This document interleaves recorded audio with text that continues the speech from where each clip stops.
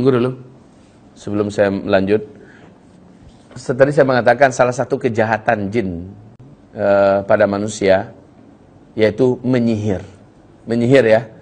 Nah Bapak Ibu yang kami muliakan, adakah indikasi atau tanda-tanda bahwa seseorang kena sihir? Mau tahu?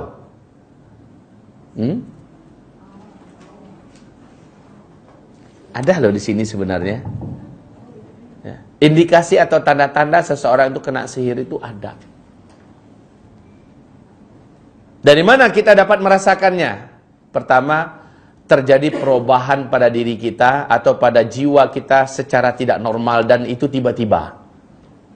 Sebelumnya kita tenang, sekarang kita menjadi gelisah. Sebelumnya kita penyabar, sekarang kita menjadi mudah panikan dan emosian.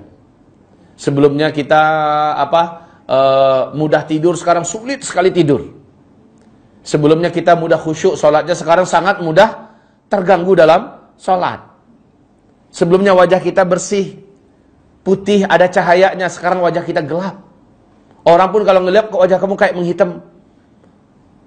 Saya wallahi Bapak, kalau boleh saya katakan di antara Bapak yang ada sekarang ini, hanya Allah yang Maha tahu, ya yang pasti. Saya bisa mengetahui siapakah di antara Bapak Ibu yang sedang kena sihir. Hanya melihat dari wajahnya saja. Orang ini sedang kena sihir.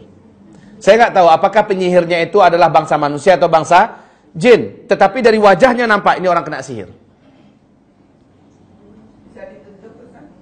Nggak usah ditunjuk. Nanti membuat kekisruhan di sini. Lalu ujung-ujungnya minta diruqyah. Hah? Saya sudah katakan kepada Bapak Ibu, salah satu ciri khasnya adalah wajahnya itu nggak normal.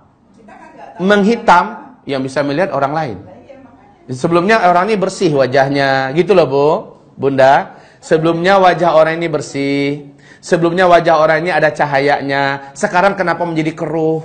Sekarang kenapa menjadi gelap? Ya, salah satu faktornya, ya, memang adalah dia melakukan maksiat dan dosa yang Allah tidak ridho, atau dia kena sihir. Antara dua itu. Ya.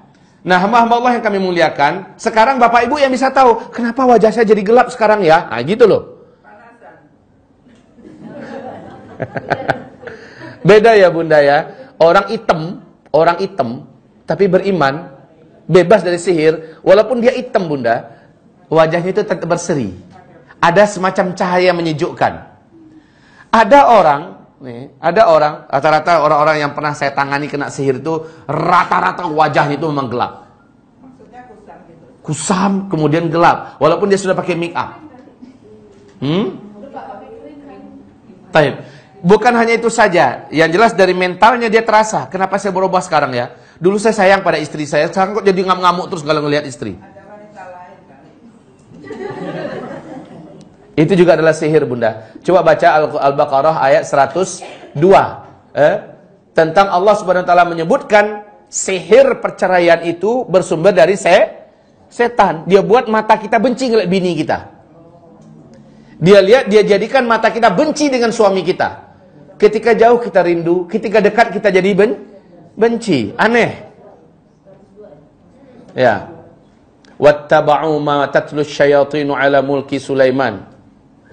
Itu baik hamba-hamba Allah yang kami muliakan di situ ada tentang kisah Harut dan Marut. Ya kan? Taib. Kita lanjutkan. Jadi ada di antara tipe manusia yang sifatnya sombong dengan Al-Quran. Allah nggak ada tuh. Masa iya penyakit ini bisa disembuhkan dengan Al-Quran? Tipe orang kayak gitu tuh ada.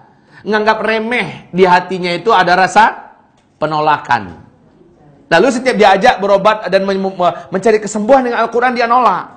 Nggak logik katanya. Ya memang nggak ada iman. Gimana dia akan menerima sesuatu yang tidak ada sumbernya dari sini, di hatinya nggak ada. Ya. Subhanallah. Iya.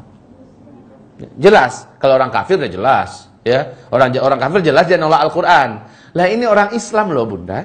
Ya, baik, kita lanjut. Kelompok kedua. Nah, kelompok kedua, perhatikan lagi di kitabnya halaman 87. Allah berfirman tentang di surah Al-Anfal, surah 8 ayat 2.